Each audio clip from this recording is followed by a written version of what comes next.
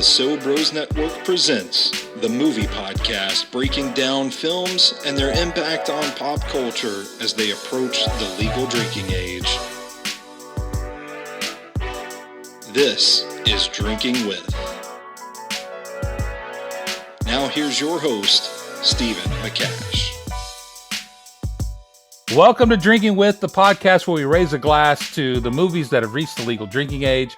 I'm your host, Stephen McCash of the So Bros Network, and join me as we embark on a cinematic journey through the classics of yesteryear, celebrating their 21st birthdays and styles. From iconic blockbusters to hidden gems, each episode will toast to a different film that has stood the test of time and shaped our cultural landscape. So, grab your favorite beverage or the one that we have curated for this episode, and let's dive into the nostalgia and explore movies that are finally old enough to join us for a drink.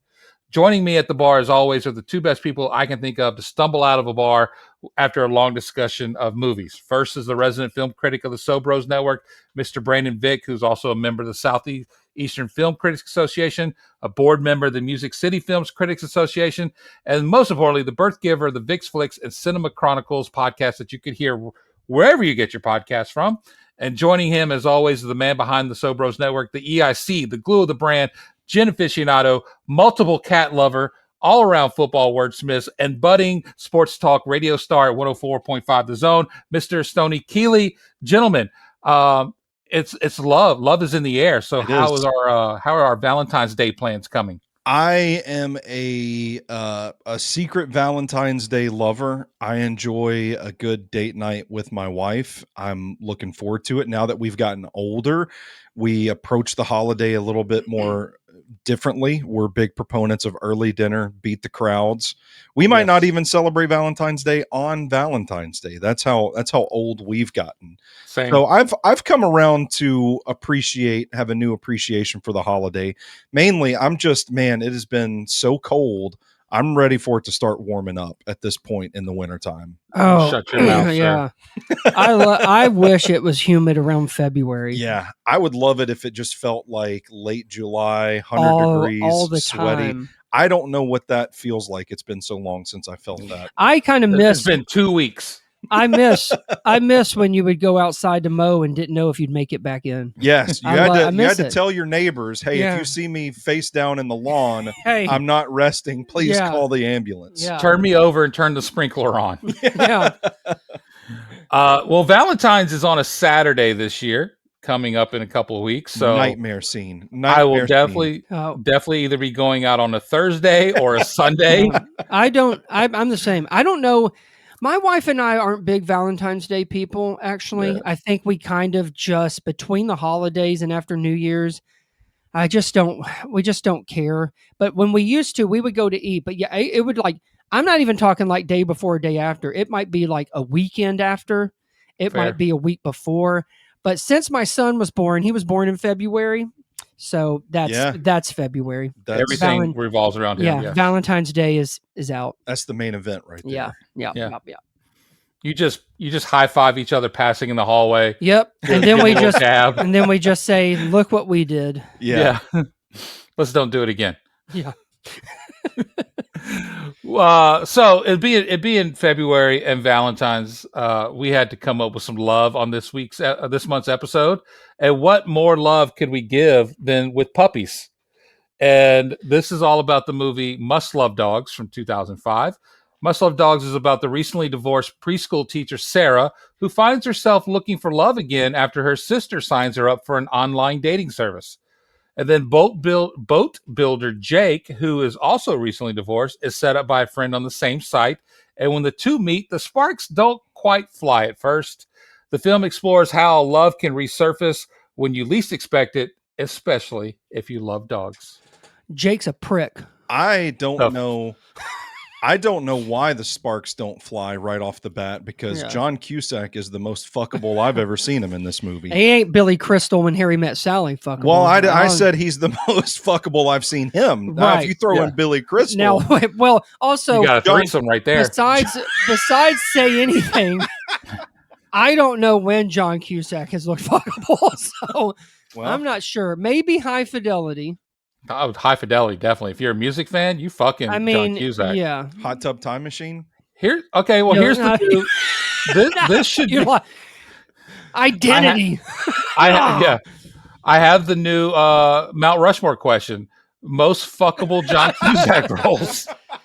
Listen, that. that's going to be worse than those Sandra Bullock movies Yeah. because I don't know if I've even seen that many, and the ones I have aren't great. The blasphemy.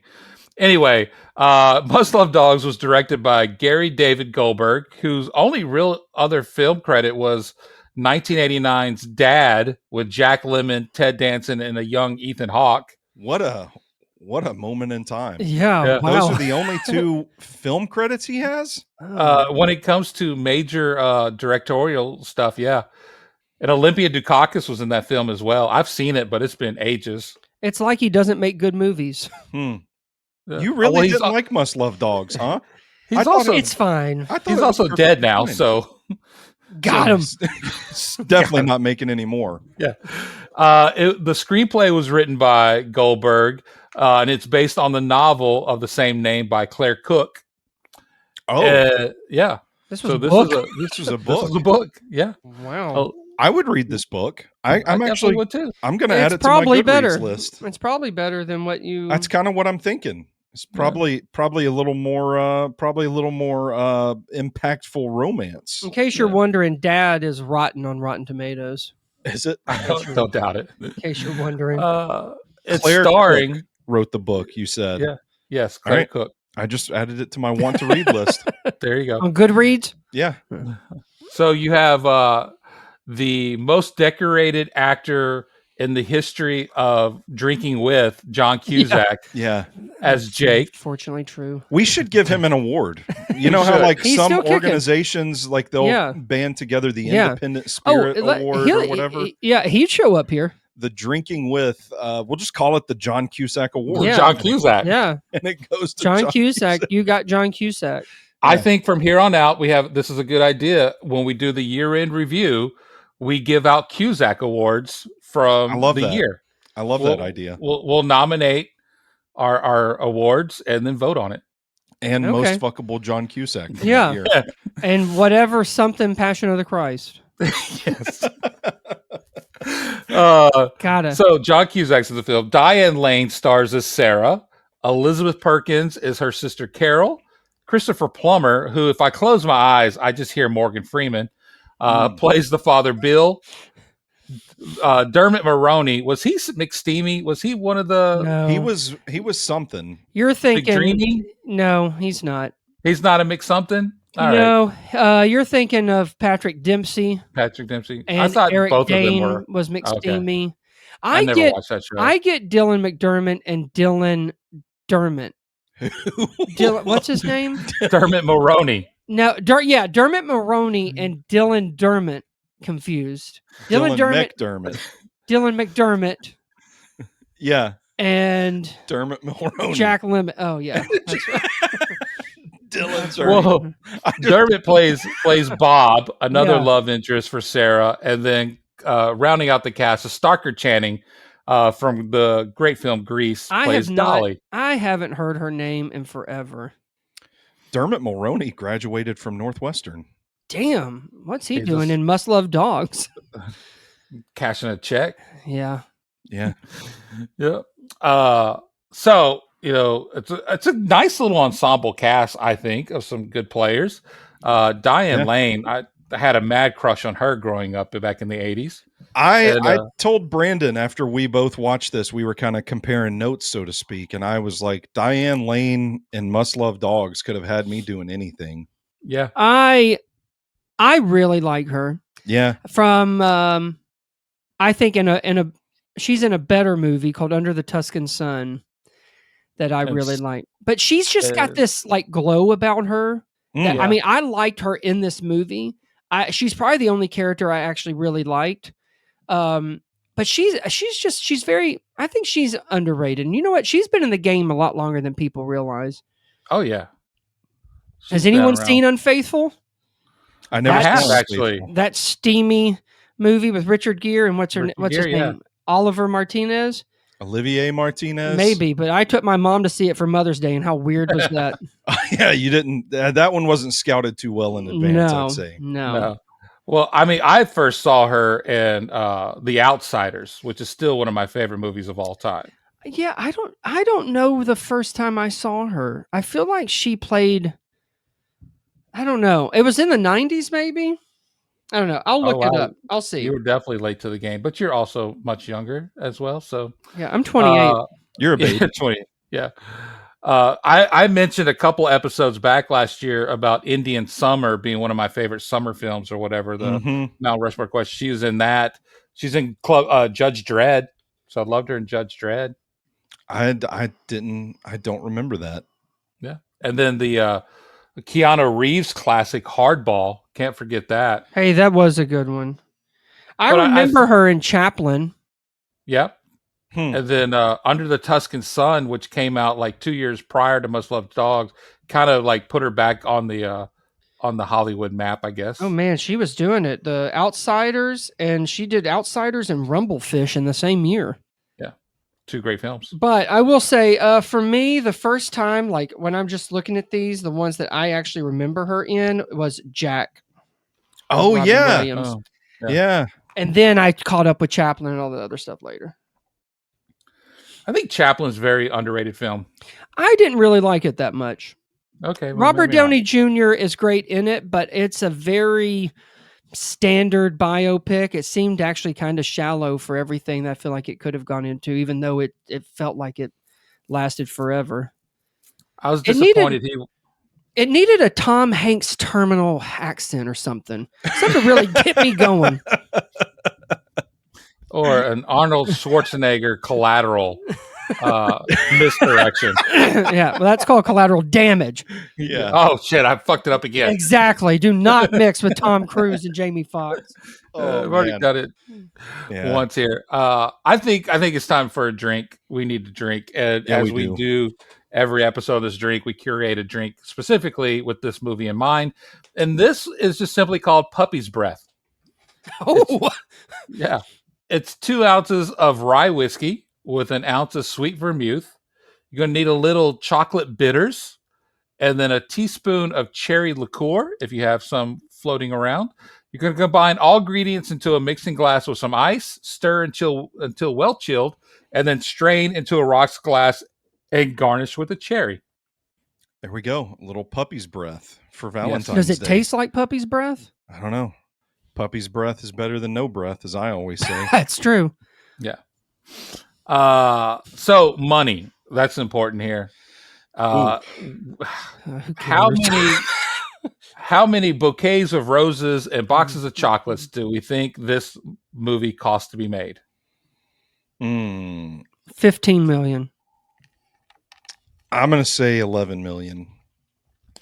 You could add both of yours up and you would still be short. What? This movie cost $30 million. My God. Who robbed them? Who took that money? Damn. God. That is. Who did they rob? I guess I should ask. What If you didn't, cost so much? if you, yeah, I don't know, but if you joined us last month to kick off the year, you know, Crash cost $6.5 million to be made, and This here we are cost sitting $30 million. nearly 5 times the amount. John Cusack was, raking it in, I guess, in 2005. I mean, I guess like Why? you pay your performers. There's not enough dogs in this film to. Yeah, hit was 30 this million. was this just something like maybe it took forever to shoot, so they ended up like doubling the time they needed to work on it, or I mean, was it like a heavily edited movie that I don't get this one. Maybe Claire Cook, held out for a high ransom to get the rights to her book. Yeah, because I remember, this book being as popular as like Harry Potter and stuff. Yeah. John Cusack is coming just off. 5 minutes ago, you didn't know it was a book. John Cusack is coming off of Identity and Runaway Jury. Oh, that's 28 million right there. And that's- 28 million. And that was both in 2003. And then Yeah. Must Love Dogs come on. Yeah, was Diane Lane commanding a ton of money back then? No, I don't know. Maybe it was just a combo. Yeah. Was there CGI for John Cusack's hair? I don't know. I don't know. I'm Well, gonna wait a Google minute. it. Can you do me a favor? Can you look up to see how much Joan got? because she's his stunt double. Joan does not. I don't think there were any stunts for John Cusack. He rode the boat himself Oh, down really? the water. Yeah, Oh, yeah, he did his own stunts. Yeah. nice. So we got the budget out of the way, which even with me, that's a head scratcher on how this movie cost that much money, even with inflation. But it was released July 29th of 2005, and it was released on 2,500 screens. Damn, right in the middle of summer too. Yeah, Or and it towards the opened alongside Sky High and Stealth. I don't remember Stealth. Stealth was that Stealth. The aircraft kind of comes to life. It's like an AI thing. Yeah, it was an action movie. Jessica Biel, Jamie Foxx, that Martin Henderson guy, I think, is in it. Yeah, I remember like. I think we saw it. I'm pretty sure. At the time, but and then Sky High. That's the Kurt Russell. Josh Lucas. Oh yeah. Right. Is that right? Yeah, Kurt Russell. Yeah, I believe that's Disney right. Movie. I don't think it made 30 million. I'll tell you that.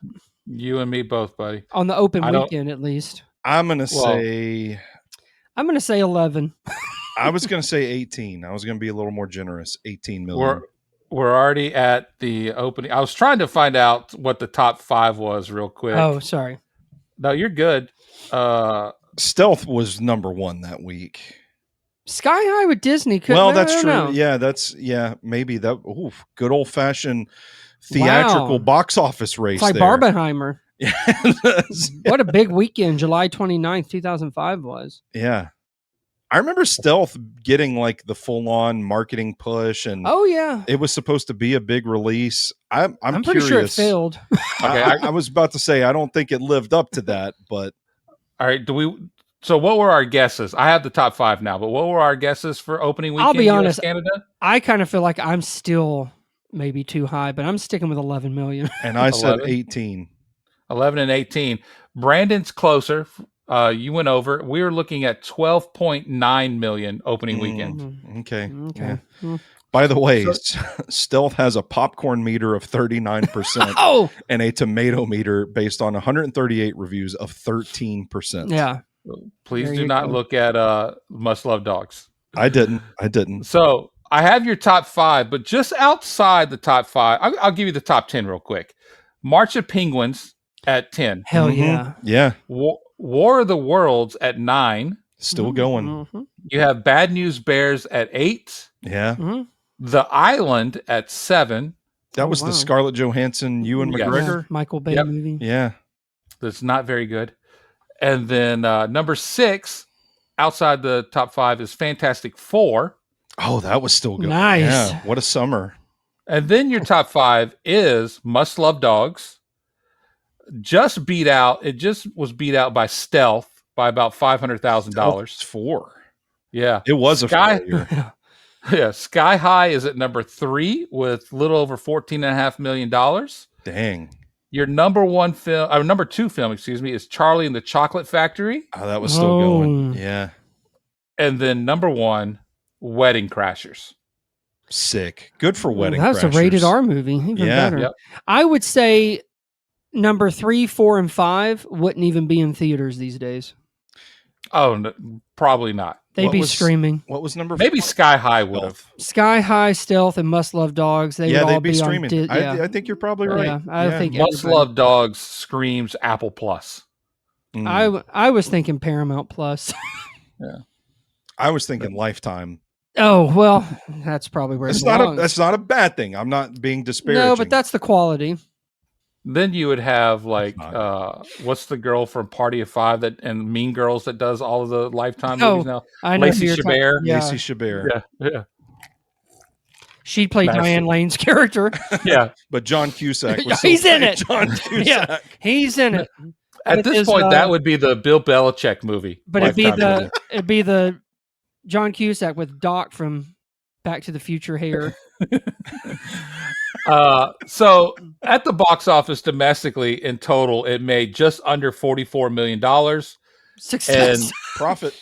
It's profit. And worldwide, a little over $58 million. There you go. Okay. So Cha-ching. It made its money back and then some. Your big winners internationally are Germany and Australia. They both brought in over $2 million. Okay. Unfortunately, it doesn't appear Bulgaria ever screened Must Love Dogs. God, You got to be top 3 to qualify to be screened. No wonder top screened in Bulgaria. got 5. Yeah, that's fair.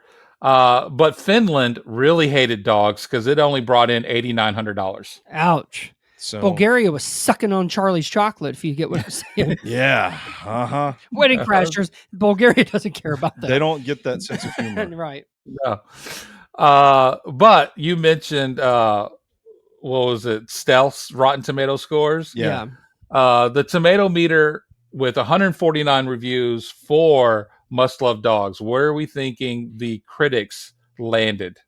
I'm gonna say it's got to be rotten. I'm gonna say 54. Oh no. I bet you it's because he's talking about stealth. I feel like it might be lower than that. I'm gonna say 28. You're kind of in the middle. 39% is where it landed. Okay. Not fresh at all.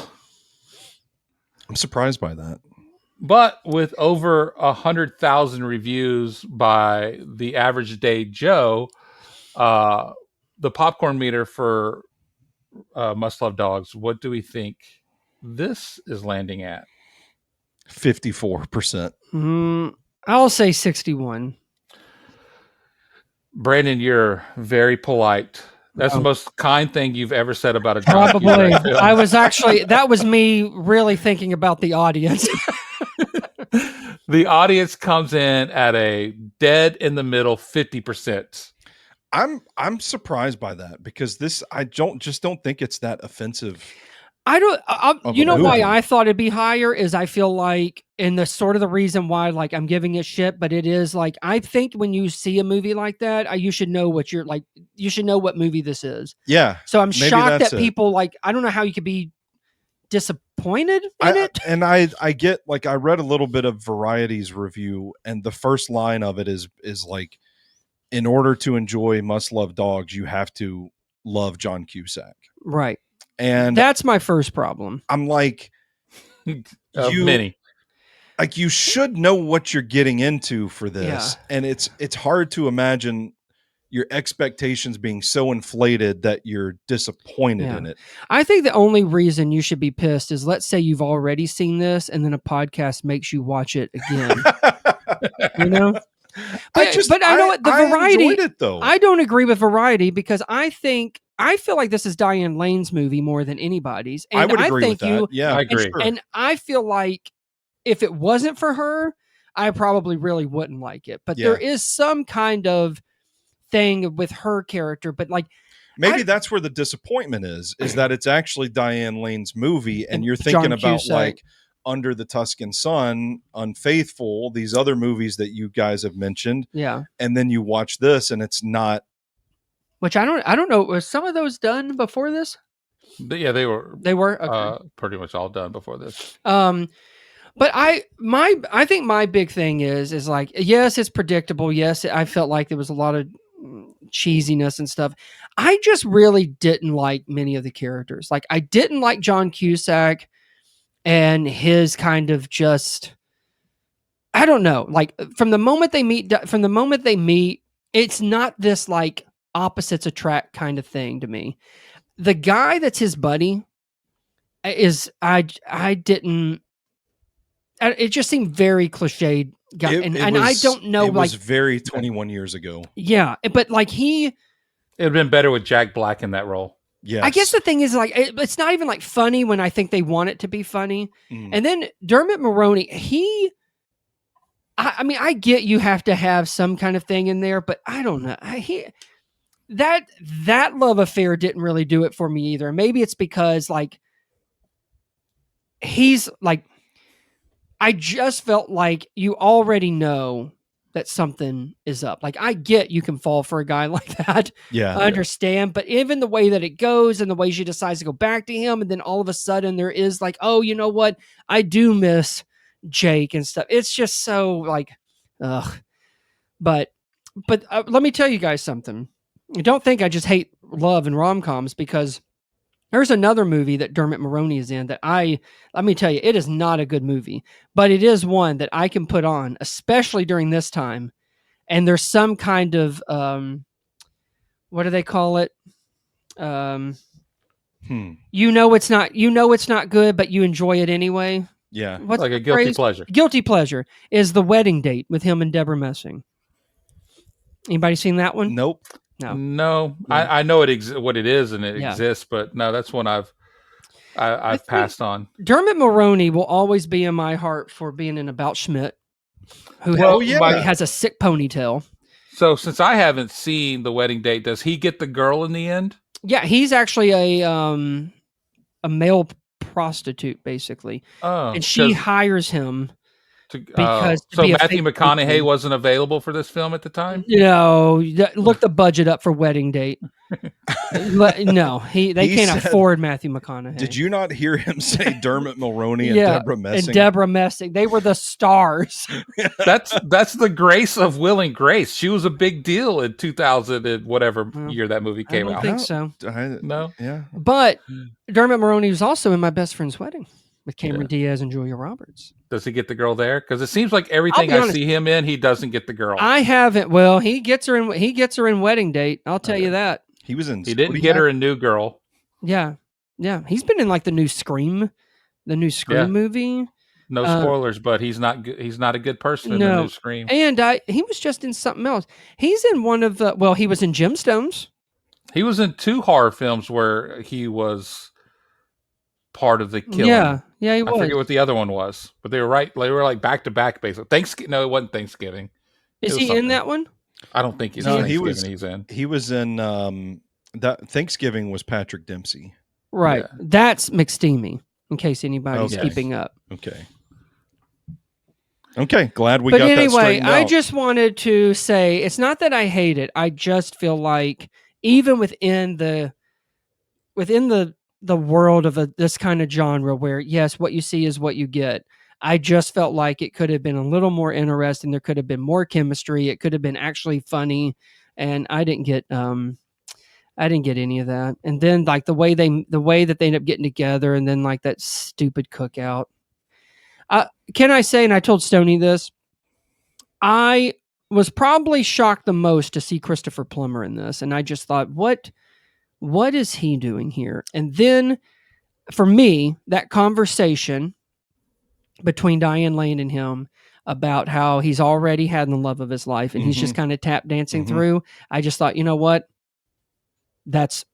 I loved the scene where he met John Cusack's character and they had the conversation about with the boat. Yeah. Now, see, I thought that was, there were times where I felt like this was a pretty poetic script.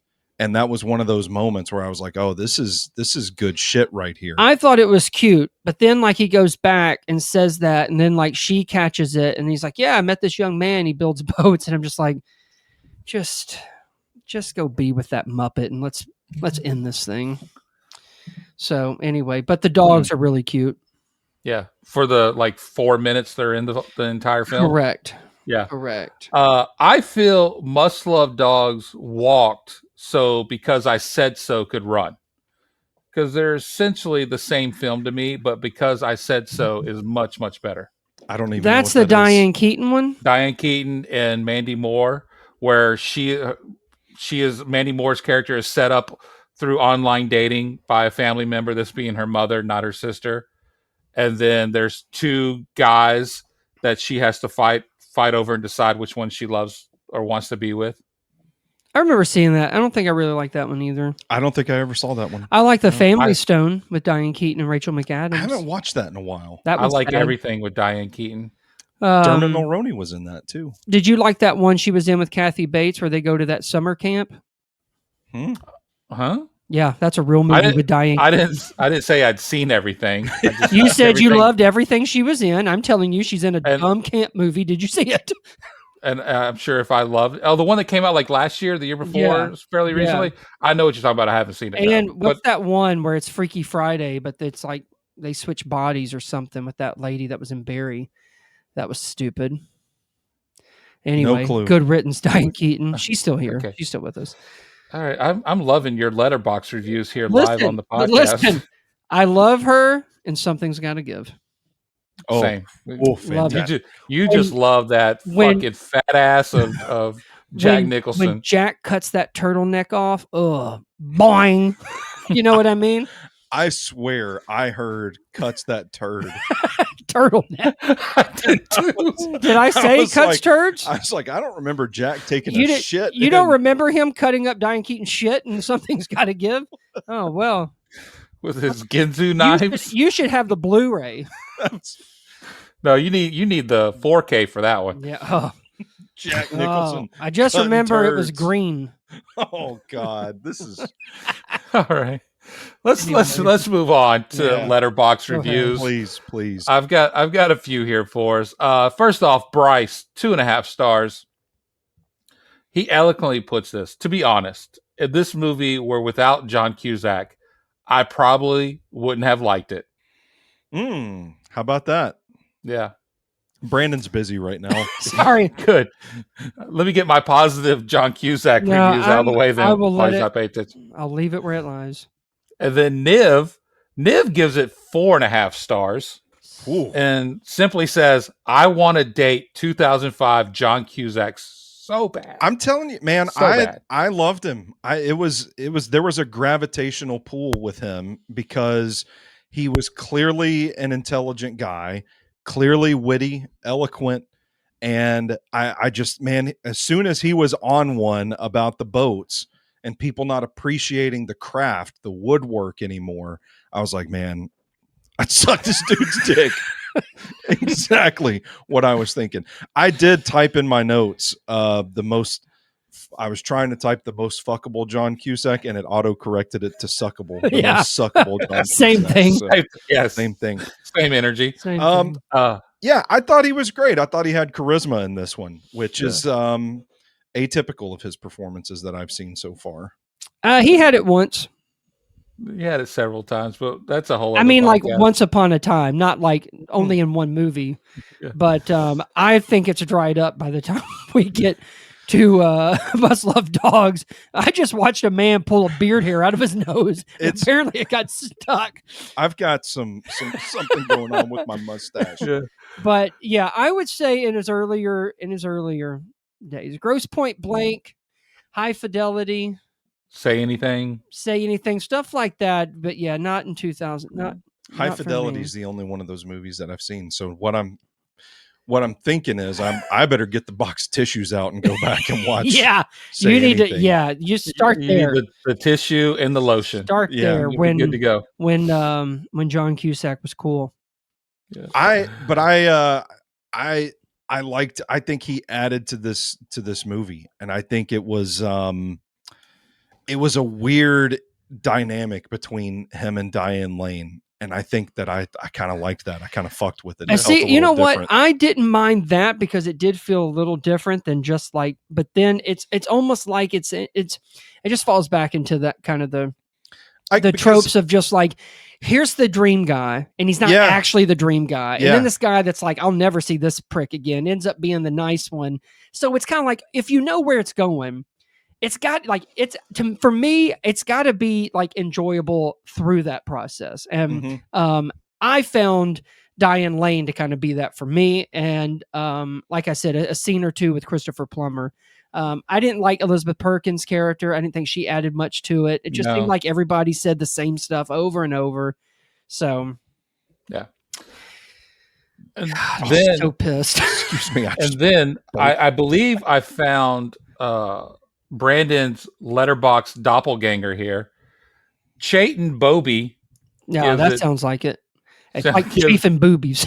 yeah, gives Must Love Dogs 2.5 stars Too high. and says, "Just imagine choosing John Cusack over Dermot Mulroney. I like No, he says, I like Cusack. Looks like a sad, swollen Muppet, and Mulroney is just so damn fine. I can't comprehend." Here's the A problem. sad, swollen Muppet is an all-time burn. Here's the thing, though. But within the confines of this movie, Dermot Mulroney is a bastard. Yes. Like he knows he looks good and he knows that he can get away with it. So Yeah, why would it's someone manipulative. like Diane Lane's character want to be with him? If I was Diane Lane, I wouldn't date either one of those. I'd date my dad, Christopher Plummer. I'm Gonna glad get that you yellow made the rose. because I was about to. I'd date Christopher Plummer. Yeah, She had the right man her whole life.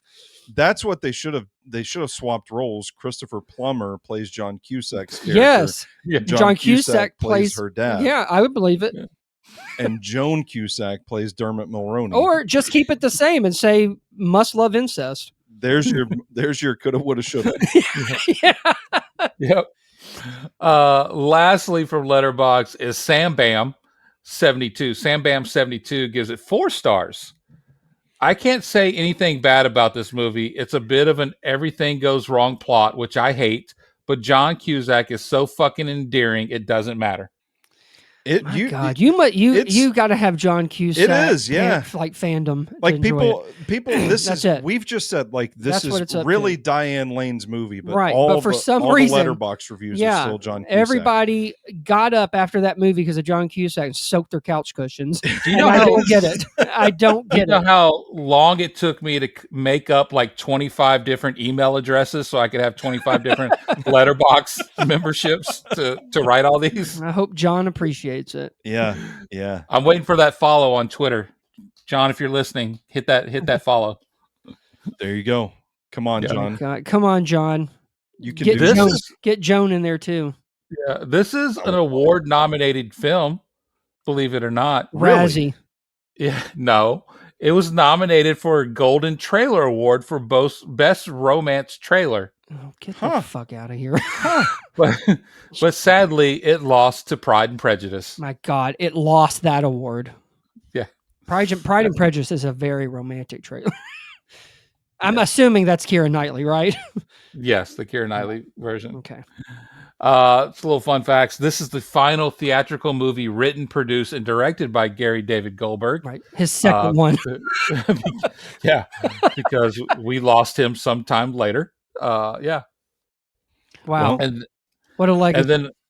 and then according to Goldberg, he gave the script to John Cusack and encouraged him to change any of his characters' dialogue to better suit him. It was a bit surprised by Cusack's response, who later sent him about 35 pages of new dialogue. Dang. And my man didn't get a writing credit. Yeah, that should qualify for a writing credit, I would think. One would think. So I'd love to know what that dialogue was before.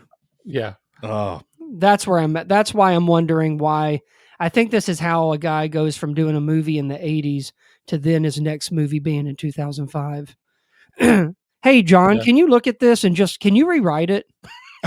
Send it back to me. Well, I mean, in his defense, Gary David did a ton of television. Like he wrote practically every episode of Family Ties, which was like 172 some odd episodes. Plus, I think he wrote for MASH even. And what was the TV show Day by Day, which had young Julia Louis-Dreyfus on it. That was an underrated show. I love that show from the was that late 80s. But yeah, he had a ton of television credits, just not theatrical stuff. He's not the nobody that we're basically. Well, acting like I mean, he I is. think we all know that if you can't make it in film, you're a nobody. So is that right? I mean, yeah, that's how it works. David Higgins Clark is a nobody to me. Yeah, and he wrote 145 episodes of Spin City. Never was heard a of it. co-creator for the show. Never heard of it. So yeah, with Michael J. Fox. He's being facetious. Oh, firmly entrenched in the television world. Yeah. Well, he started with MASH, so he was like 18. Well, I don't know how old he was when he passed, sadly. Okay. Some say he died right after the box office. You would just stop. He passed 7 years later. He was born in 1944 and passed in 2013. My notes are wrong. Could not help. Like you have notes. Lost to Stealth. Goodbye. And Pride and Prejudice. I'm out. Well, at least Mike could hang your hat on that one. but Yeah. stealth and sky high be you. So the dog Mother Teresa, which is the one dog that's prominent in the film and seen in the poster, was played by two dogs, two Oh. 6-month-old Newfoundland puppies, Wow. and What both of whom, cuties. yeah, Were they in a and we suit see them. to be one They dog? were- Yeah. I thought a human was in there. oh yeah, both of the. Is that you, McCash? Speaking of dogs, my dog has risen from the dead on the couch here. Oh my God. Said, was that you, I actually asked that question the way my son asked me questions. All right. All right, go ahead. Sorry. So anyway, both of the two dogs appear at the end of the movie together in the credits, and Gary David Goldberg, the director, adopted both puppies at the end of the filming. He then died after the box Oh office.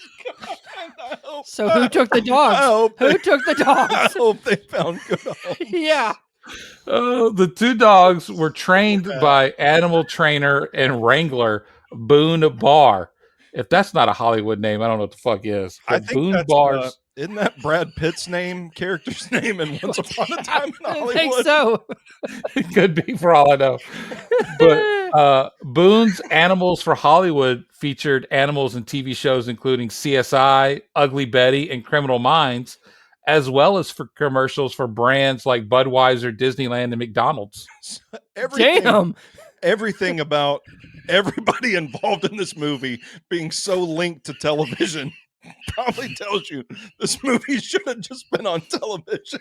It really should. You know how sometimes HBO just releases their own movie where you watch it on a Saturday night? I mean, I like the movie, but it's just I'm like starting to see why. From writer, director to the dogs, everybody really belongs on TV. Yeah. But they got John Cusack and Diane Lane, so they had to roll with it. Oh my God. Oh, I did not think this would be as much fun as it is. I didn't. Yeah, but honestly, the breakthrough was knowing that director died. Jesus. We've been riding high ever since. The trainer Boone Barr, his first feature was training and handling the orangutan Clyde in Clint Eastwood's Any Which Way You Can. Yes. Damn. Yes. Legend. Stoney, I doubt you've seen that movie, but that movie is so much fun to watch. Oh, I want it's to fun now. to watch. It's a fun movie. It's not the best Clint Eastwood film, but and there's a sequel to it too. So have at that. All right. And then the Newfoundland puppy or dog is the company mascot for Gary David Goldberg's production company called Ubu, which if you watch certain TV shows at the end when they go to the credits, you always sit Ubu, sit, good dog. That's where that came from. How about that? Oh, I've never heard of that. Yeah. You never heard the sit Ubu sit? I don't think so. Man, watch some TV, man. For real. I guess so. Let me go back and find it. Watch all the credits for every TV show. Family Ties or Spin City, for example. God, let me go to Spin City. Did it used to play after America's Funniest Home Videos? I feel possibly. I don't know. Yeah. When Sarah, Diane Lane's character, and Bob, Dermot Mulroney's characters, bump into each other at the dog park, there's a table set up with an animal rescue group called Animal Avengers. This is actually a real rescue group founded by actress Shannon Elizabeth from the American Pie. There she is. She pops up every once in a while. Again. Yeah. That's wild. She could have been in the movie. Yeah. She could have been the teacher assistant or whatever that Dermot Mulroney fucks in his trailer. Oh yeah. Well, they didn't have sex. She came over. Like that part was stupid too. Oh my God. He invites her in like they're gonna have a threesome. And Diane Lane says, "I would rather die." We're just having dinner. You want to? Like he acts like it's a what? Yeah. What if? Doesn't he live in a trailer? By the way. Yeah. That's why I laughed. I was like, yeah, it was. It was just a fucking trailer. Yeah. Okay. For $30 million budget, the best you could do is a trailer park for the characters' homes. Yeah. And now we're shitting on trailer parks. So. Well, I just mean he has this confidence, but it's like what if McCash? Go ahead. Sorry, I didn't. Well, I just mean like there's nothing wrong with trailer parks, but I guess you're thinking like it doesn't really fit that character, so it's kind of strange. Well, he's down on his luck, He's divorced, right? He's divorced. Yeah, Everybody's divorced in this movie. What if McCash is right and he wanted to have a threesome? So like he invites Diane Lane in. What if she says yes and then he just starts fucking that woman again? Then it's called Wild Things, and it's like, oh man, this is a different movie now. Different, yeah. But they show a dog. They show a dog. Yeah, there's a dog laying over there. If the single wide is rocking, don't come a knocking. Yep. So this is from the movie's Wikipedia page. Diane Lane took the part because she wanted to do something different from her recent roles, which were kind of steamy, and also wanted to keep the shoot local. She was extremely nervous about any improv that Cusack added to the film. Oh, and when John tried to make her improv, she thought, this is a quote from her, "I don't feel that confidence. I start blushing profusely and I get all sweaty and I don't know." And wow. Yeah. John Cusack, that wily veteran, just walking down Diane Lane. Writes the script and then shows up on set and wants to improvise. And not get credit for it. What a bastard. John was actually about to do another film in Europe, but it fell through at the last minute. He met with Goldberg, and after reading the script, they asked him to be in the film. And impressed with the actors that were already signed on, Cusack thought, that's a pretty good pedigree. Jesus. I think I had a stroke. So I was kind of happy to be asked to join such a great group. Well, look at him being highly. Yeah. And he said he always wanted to work with Lane and had been following her career for some time. I guess I see your point. I was looking, and she did a few things to try, and I guess Must Love Dogs is kind of like lighting it up. I mean, she already had done Under the Tuscan Sun just a couple years ago, but before that was Unfaithful, The Glass House, Hardball, The Perfect Storm. She was in My Dog Skip, though. No one told me about that one. And she loves these dog things because in 1996, she was in a movie called Mad Dog Time. I bet that's good. I couldn't tell you. Mad Dog Time, is that the sequel for Dog Day Afternoon? I'm looking it up. Let me see. Or is it a documentary about Mad Dog 2020? Maybe it's time for some Mad Dogs. Well, hey, listen, guys. Gabriel Byrne's in it. Ellen Barkin's in it. Jeff Goldblum's in it. Richard Dreyfuss is in it. It was directed by Larry Bishop, and with 6 reviews, it's at 17% rotten. All right. Okay. So must have been good. But watch it on Prime, everyone. You can watch it on Prime. There we go. I don't even think you can get that on Tubi. Listen to this. The first movie I have seen that does not improve on the sight of a blank screen viewed for the same length of time. Roger Ebert, he gave it 0 out of 4. Roger Ebert. God rest his soul. Fuck that movie. Yeah, he did. Anyway. But yeah, okay, so she wanted to do something light and funny and then got cast next to John Cusack and regretted it. Got it. You can't help yourself. All right. I do have one coulda, woulda, shoulda, and that's for the casting of Carol, Is that Elizabeth? Sister played by Elizabeth Perkins. Okay. Who do we think could have played that character? I don't think this is an actress we've ever mentioned on this show or reviewed a film for. Wow. Okay. I don't think. Oh. Well, I'm going to say then I'm going to say Patricia Susan Arquette. Sarandon.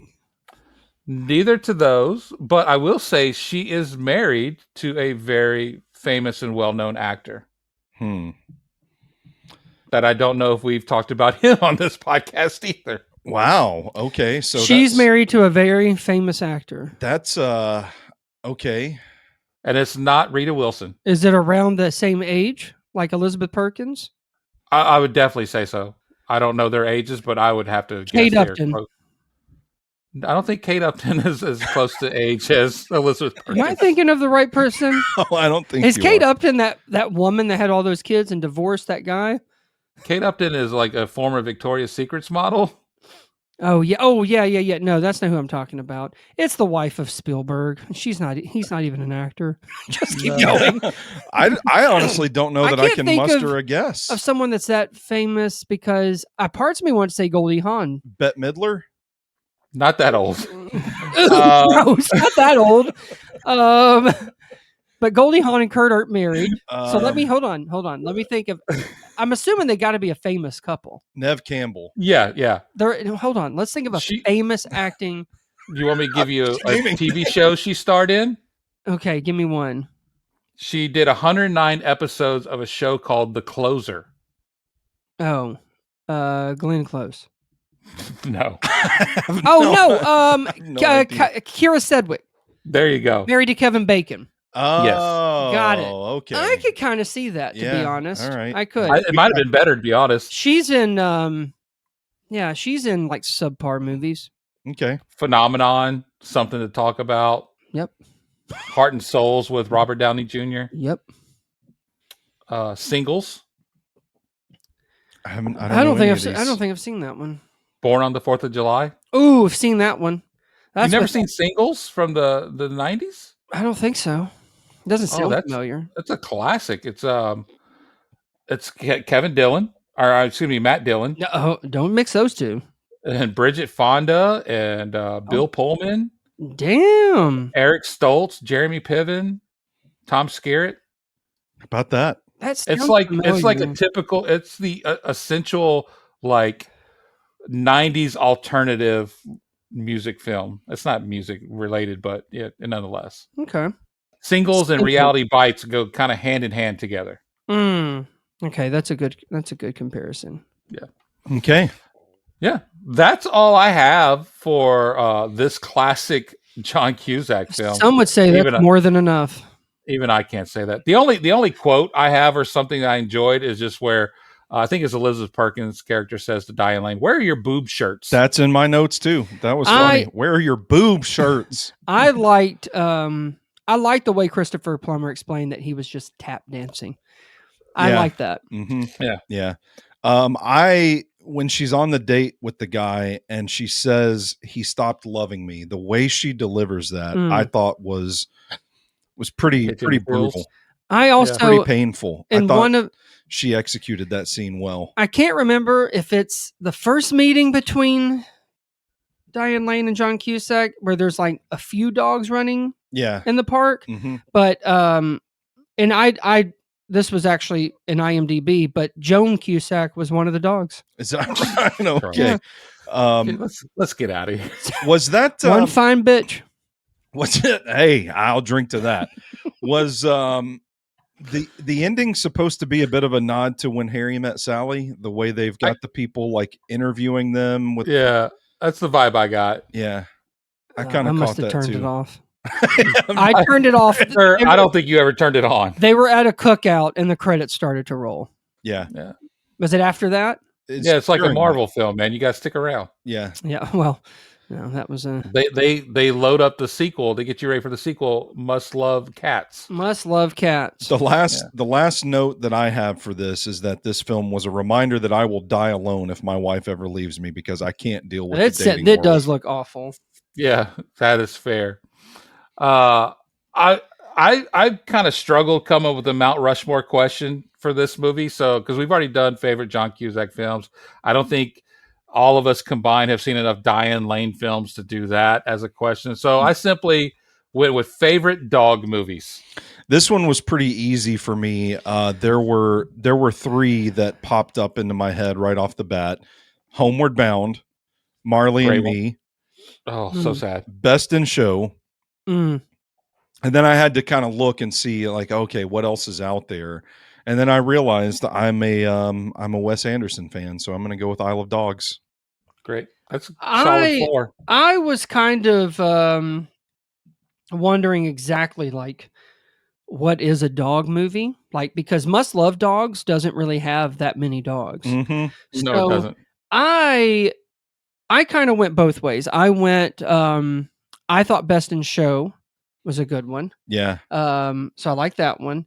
I went with There's a movie called The Friend that came out last year with Naomi Watts and Bill Murray. Yeah. That was one of my favorites of last year. I want to watch that. Yeah, so I went with that one.